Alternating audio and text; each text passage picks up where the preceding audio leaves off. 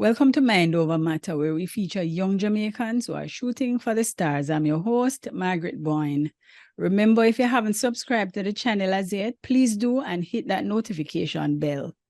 My guest is a female bodybuilder and a fitness trainer who has become the first female in the history of Jamaican bodybuilding to qualify for the Miss Olympia competition. She has won several championships throughout her career. She's a 2018 RGR Sportswoman of the Year, a recipient of the Prime Minister's Youth Award for Sports in 2021. She has not only sculpted an awe-inspiring physique, but has become an inspiration for other aspiring athletes. My guest is Kristen Mcgregor.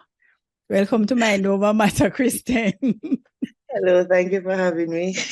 Congratulations are in order, man. Thank you. You just returned from the Miss Olympia bodybuilding competition. And Right. boy, that is a big deal. The first Yes, Jamaican to have qualified for the Miss Olympia. How does that feel? So at first, when I had qualified, it was a very overwhelming experience because, as a young female or a young athlete growing up, you always wanted to represent your country because I've always did track and field. I went from track and field to rugby, and then I went from rugby to bodybuilding. So it was more of an aim to really find a sport that I could represent my country into at the most highest level. But I realized that track and field wasn't doing that for me because I started back late.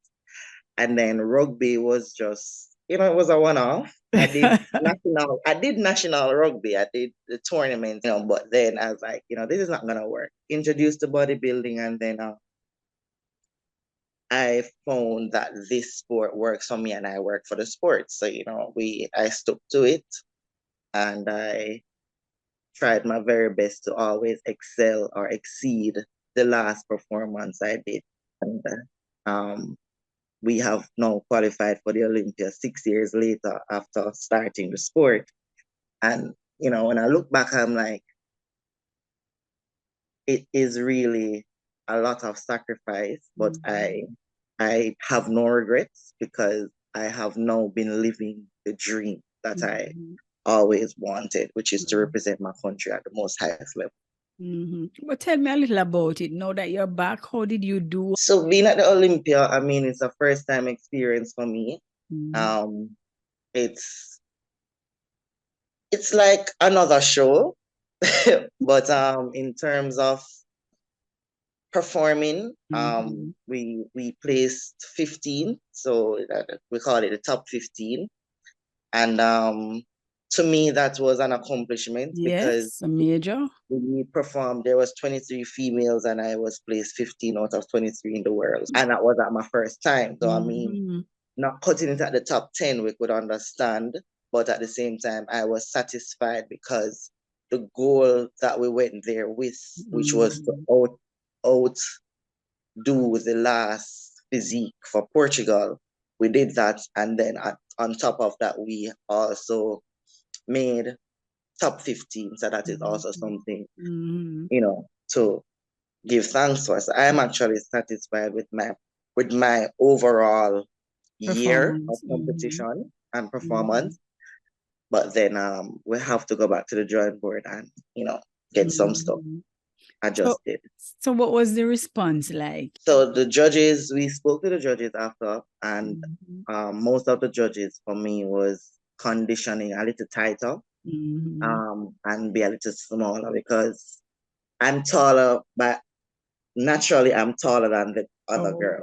So when I flex or open up, then I seem to be overpowering the other females. So with my physique already being so powerful, with me already being the height that I am, then it gives me it plays against me at times and it plays in my favor at times. So now we're trying to downsize, this for the background season, we're trying to downsize so we can be a little smaller for next year. But the Olympia competition though, let's not just gloss over it because it's something major. When we think about that, I remember Arnold Schwarzenegger and all them people there. So what was the training like? Did you have to train any differently for this competition, considering how big it is? So for me, normally, training is never an issue for me. Dieting is never an issue for me because I'm that strong-willed in mind. So if I have something to do, then I'm gonna get it done regardless. However, this time around, I think I allowed, let me say that, I allowed a little more pressure on me because going to the various competitions that I've attended, I did not know who I was competing against. Oh. So it was a little bit more easier for me to just, cruise through my programs, kind of, easy does it kind of thing. But then I think me being more aware of who my competitors were at the Olympia and seeing a lot more, like when you go on Instagram, you'll see them posting stuff. And I think mentally, I was putting a lot more pressure because I took sick during the whole preparation about 3 times. The last one was actually 3 weeks out from the show that I took sick. And I think that was because I mentally put some stress on myself. So it allowed my body, because of the rigorous training already and the dieting, it allowed my body to break down more. So, I mean, and that was because it was my first time. And I knew these girls were like 7-time Miss Olympia. Girls have been there, like, hitting it. They have they have the materials to help them to enhance. Right. I'm here trying to, keep up with them. So I think it was that for me. And then, after I recovered from my last sickness, I just went into a whole different space. I changed even for a week. I left the gym that I was at just to get out of sight, get out of mind, try to adjust my mental focus and get back on track. And it did work for me. And going to that show, I just had an open mind and I said, Chris, it's your first time. Just go out there, perform, do what you normally do. Don't do anything more than, just be yourself and let the judges continue to do their job, which is to judge you. So that's what I did. And I just allowed the final package to come on stage and just did that. So I didn't think about the other girls after, I didn't think about what they would look like. I didn't think about anything. I just said, Chris, this is your first time. This is your first moment. Make the best of it because next year it will be greater because you have an experience, so you know exactly what to do the next time. That's exactly what I'm doing. But you've had a remarkable career in only 6 years at the sport. You mentioned that you played, you're a track and field athlete and you went into rugby at some point. Where this love for sport came about? I'll say my dad, and naturally me, because I'm not that person or a 9-to-5 person, you'll say, somebody who just sits in one place and just book, or read. I'm not that person. That's not my personality. I have to always be doing something, always be active, and then I have naturally a fear to getting oversized. So I try my best to always stay active in some way. My dad, he is McGregor. He's the top tennis pro in Jamaica. Right. So it's also he had some parts to play, when I studied, especially when I studied in school, I studied sports management. And that was really to come back and help him with his tournaments that he's doing, or how to establish his whole tennis atmosphere. And then I just found the love of transforming people's body. So I started doing personal training. You know, I get that thrill when people say, you know, I find myself fitting in a skirt that I couldn't fit in 2 years ago. So, you know, I'm actually inspiring other people to, you know, it's not about muscles and it's not about fat, but it's all about your health. You know, how do you feel in your body? How do you feel in your clothes? Confidence that you gain, you know, all of that. So that is exactly why I started to do personal training. That's why I started to do sports. You know, I'm just not that person to just sit around and do nothing. But you mentioned your father being a tennis coach. What about that? How you never get into tennis? I still think You play about a it. little? I can help myself. Okay. I can help myself. But I think it was just, I think for me, my training should not be longer. My performance should not be longer than my training. Oh, okay. You understand? So it's like track and field, you train for hours, Yes. you know, 3-4 hours for the day. And then you go on the track and you run like a couple seconds and then you're done. You know, it's supposed to be like that. But for tennis, you'll train 2 hours for the day and then you go on the court and play like 4 hours. Yes. Not about that life. So I do the reverse of things, which is, you know, I train at the gym at least 6 hours for the day minimum. And then I go on the stage for just a couple seconds. Yeah. And then that's it, you know. So that's how I see it. I think that you work hard, you win easy. I don't think you're supposed to be working hard and trying to win hard. Oh, you have a good point. So was he supportive of this bodybuilding thing when you started? At first, no. I will tell you that. At first, no, he was very much, you know, Kristen, I don't want you to do this. But I went behind his back and started because he actually traveled when I started. So when he got back, he realized that I was a bit smaller than when he left me. So, you know, he started to get a bit curious and he's like, Chris, how you look like you're losing weight? Like, you know, I started the training and he's like, oh boy. So that is also one thing with me. If I make up my mind to do something, it is gonna get done. I'm gonna do it because I do not allow others to dictate what I do. Because if I believe I can do it, and you don't believe it, that's okay. But I believe that I could try it and I will see where it takes me. But I'm not gonna let an opportunity that I believe I could have just go to waste because somebody believes that, oh, Kristen, you shouldn't do that, you know? And that's just me. So I did it, you know, even though he wasn't for it, I did it and it has been doing good. And then when you started, you placed third in the competition, which was like a few months after you started. Few weeks. I started training my first ever bodybuilding championship was the Nationals 2017. That was like after I came back from the tournament for the rugby. And I mean, when Audrey asked me to do it at first, I was like, no. But then my friends or my teammates at the time were like, Kristen, it's summer. You have nothing doing.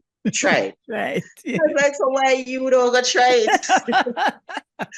So, you know, I got back to Jamaica and she was literally, you know, calling me, Kristen, you need to come to training. And she set up the whole at first. Barry Wilson was my trainer at the time. Okay. And she set up the whole training program and the whole dieting at the time and everything. And I was like, fine, I'll come. And I went and I took the 3 weeks to the show. It was only 3 weeks. And, you know, we prepared for it. And I went on stage and I got best physique, best figure with third place. And then I was supposed to go in Caribbean that year, but Caribbean got canceled. So I never competed again until 2018. And that was Caribbeans. And I got the Caribbean tall class. And then came back to national and I got the national in 2018. Wow. What is your training routine like? So my training, normally we do weights training and cardio. So weights training normally lasts me 2 hours, 2.5 hours minimum. It can go up to 3 depending on my energy. Well, you look like a 3 regularly, you know. Because I don't always have the energy, but Right. you know, I'll still go and take my little time to continue to do it. But my cardio, which is not my best friend, I really hate cardio. Oh, okay. But it will last me up to 3 hours. 3 hours of cardio. Okay. So, and that's why we put it at 6 hours. It's 6 to 6 hours a day. And I'm training 7 days a week. So, you know, it's a whole day at the gym. Exactly. So it's just like that. So me, for personal training, when I work with my clients, I have to set it around my training time. Right, yeah. Or we have to just do it online, you know. So that's basically it. And my partner takes over when, like, closer to competition. My partner will take over because he's also a personal trainer. So he's also a personal trainer. He's a tennis coach, massage, everything. So he will take them if they can fit in his schedule, and he will train them for me until I am finished with competition. But normally I don't train people a month out from competition. I just try to focus or dial right into the preparation for that. I can get my focus, my body can recover faster, and I can keep my cortisol level, because you know you're dealing with people. People will raise the cortisol level. You have to keep all your hormones under check, you know, your emotional, your mental health under check. So you just, yeah. And talk about diet, because I think you have to have a strict diet. What are some of the things that you have to eat and not eat? All right. So, so not eat is basically sugar. Okay. Sugar is not our friend. And we stick closer to rice and chicken and vegetables. A lot of people don't believe me because them feel like there's this magic food that we eat. Yes, I thought so. The truth is, just like, and that's when I'm speaking to especially my clients, I'll tell them the same thing. I said, when we were younger and you go to the doctor, they'll tell you, or even in school, they'll tell you to ensure that you have 3 square meals. 3 square meals and a snack in between. So you're consuming at least 4 to 5 meals for the day. But you're having small portions. So as on average, as a woman, you're supposed to be having 2,000 calories daily, right? So how do you split that 2,000 calories daily to ensure that you're on your daily calorie intake, right? For men, it's 2,005.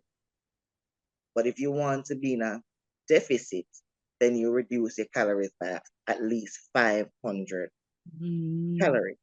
So it's all about calorie in, calorie out. How much do you burn? How much do you take in to maintain or to lose or to put yourself in a surplus? So there's literally no magic food. It's just understanding your calories intake and your calories output. And then on top of that, now you watch like, how much sugar you intake. Because a lot of persons will look and say, but I have fruits every day. And when you ask them what fruit do they have, they say they have grape, they have banana, a melon, a pine. And then when you look at that, That's already 1,500 calories. What? You understand? Yeah. I'm just saying, Oh in my the God. amount of calories that you have just consumed, you Mm-hmm. literally have like probably 200 calories or 800 calories left out of the Yeah. 2,000 calories, because a banana is roughly 100 calories, you know? So Mm-hmm. when you look at it, just the banana, some people eating 3 bananas, it's 300 calories out of your 200 already. And then when you go Mm-hmm. on the road now, you buy a big Yeah. box food, and Yeah. you get 3 pieces of chicken in there, and you get a whole heap of rice, and you eat that one time. You understand? So you Yeah. have already surpassed your calories, Yeah, calorie and then count. you still go Nice. home and you eat a slice of bread with, Mm-hmm. so you have to just be mindful, read the labels, check how much Mm-hmm. calories is in a serving, because even when we go in the supermarket and we take up a chips or something, we just take up something and we just eat the whole thing. And then when you look at the label, it says one serving is 150, and there's at least 3 servings in the bag, right? So Yeah. those are the things that people are not aware of, Yeah. and they will just over consume. But there's really no magic food that we actually eat. We literally eat in portions. So you'll literally find bodybuilders eating 7 meals for the day, depending on where they're trying to, like the bigger bodybuilders, they'll Body, actually yeah. eat. For me, I'm eating anywhere between 4 to 5 meals for the day, and my meals are literally chicken and rice. Breakfast is oats and eggs. you Oh, know. So it's just how you portion. It's all about portion control. no. What about sponsors? Do you have a sponsor? Right now, I Mm-hmm. have 2 recurring sponsors, which is Okay. KFL, and I have Express Fitness, where I train at the moment. Okay. So is it Yeah, hard to find sponsors yes, for it your is. sport? Yes, it is. It's really hard to find sponsor, because even for me, who have to compete at least, because there's no show here in Jamaica, I have to Right. travel to my shows, and the traveling alone, Mm-hmm. is expensive. It's not less the groceries that I have to be purchasing, and sometimes I try to find food sponsors, I try to find, but then they don't stay, because there is not a sport that Jamaica really recognize. So I'll get a one time from, this company, Yeah. with, all right, I'll support you for this show. But then from the next show, I have to You'll be have to find going somebody find else. another one. So it's not that easy. Yeah. I've tried countless of times to at least build a relationship with companies where I could actually have them stay on board. But a lot of companies try to see how can you benefit me. But what I'm trying to get across to a lot of the companies, and especially like Grace and Geddes and all of these food companies, is that don't look at me as a bodybuilder. Bodybuilding is, yes, it's about the muscles and the aesthetics and all of that, but at the same time, it's about health.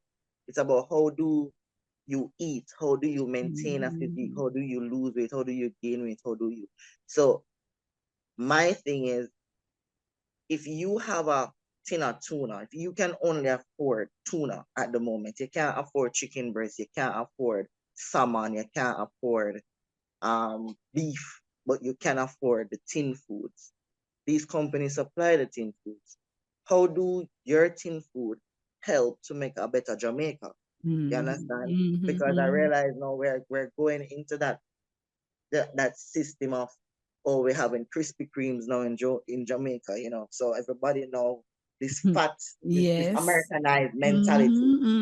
So before long we're going to start seeing oversized people. So Right. how does Grace help a better Jamaica? How does Eddie's help a better Jamaica? How does New Pack help a better Jamaica? How does Alaska help a better Jamaica to lose weight or to maintain? But Kristen, I'm sure now that you have been to the Miss Olympia, I'm hoping that, you know, brands will start approaching you, start reaching out. I really hope so. I do hope so too, and I do look to approach a few for next year, because we are going back to the Olympia again. Yes, definitely. So there's no doubt about that. So I'm going to approach a few myself and see where we go from there.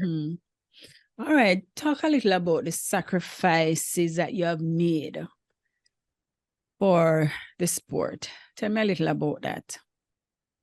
The major sacrifice that I have made is, one, I have absolutely no social life. Yeah, I can't see that, but 6 hours of training, no. I have no social life. From the gym to home, and on the weekend, it's basically getting groceries. It's basically on Sundays, it's basically preparing all my meals for the following week. So social life for me is like non-existent. Non-existent. Like, you call me and say, Kristen, let's go out. I'm tired. I'll think about it. All right, let's see, you know, I don't stay out too long. Earning, every dollar that I earn goes back, into my preparation. So for me, that is also, because as a personal trainer, you know, there's not a bulk of money. They're literally living from hand to mouth, as they will call it, because you get paid, you pay out your necessary bills, and then the rest is back into food. So, you know, you do the same thing repetitively, and then you think about competition, you think about buying the gears, you think about all that. So it's literally, you know, you're not able to do a lot because the money is not there for that. Those are the two major sacrifices that I have made. In bodybuilding, there are some stigmas that are associated with the sport. Sometimes persons might say, boy, women look too masculine. You know, they might talk about steroids. How has these stigmas affected you personally? Well, I don't really, because I am not that type of person who really listen to other persons. I believe that everybody has their own rights to how they want to look, to how they want to, whatever they want to do. You know, I don't judge people, and if you want to judge me, that's on you, but it doesn't really affect me. So for me, I've gotten a lot of, oh, you're on drugs and all that stuff, but I know that I am not. So I don't need to prove myself to you, because at the end of the day, you're not buying me the drugs. You know, you have no role to play. So I don't allow you to affect. Somebody's gonna look at me and say, because in Jamaica, it is okay to be fat or oversized. But when they see somebody with a lean structure or more muscle, then it becomes, now Sasha look like a man. Okay. Okay. Thank you. You know, but at the same time, how does it affect me? Doesn't. That's just your opinion. And sometimes people are just insecure. They like to tear down people. So I don't really look at that as, you know, I'm just saying, you know, if you know better, you do better. How you handle like the stares when you go out, or the attention from the men? Because trust me. At first, I mean, when I used to go out, I'll get the question like, how much you can bench press? And I'm like, listen, I am just here to have some food. Really don't care how much you can bench press. I really don't care how much you used to can bench press. It's just, I'm just here to just have some food. Please allow me to eat. You know, you get the stares, you get the disrespect. But then, because I'm now in the social light, or in the in a they call it the media light, then I cannot respond, because then a potential sponsor could be there, and then when I respond, they'll be like, oh, so that's how she is. So, I have to be mindful of that and just remember that, Kristen, yes, you want to respond, but at the same time, take it with a smile, because if you know better, you do better. Or you just try to educate them. But yeah. I'm very stern on my education, so I will literally knock you without you knowing that you're being knocked. So, so I find different strategic ways of answering.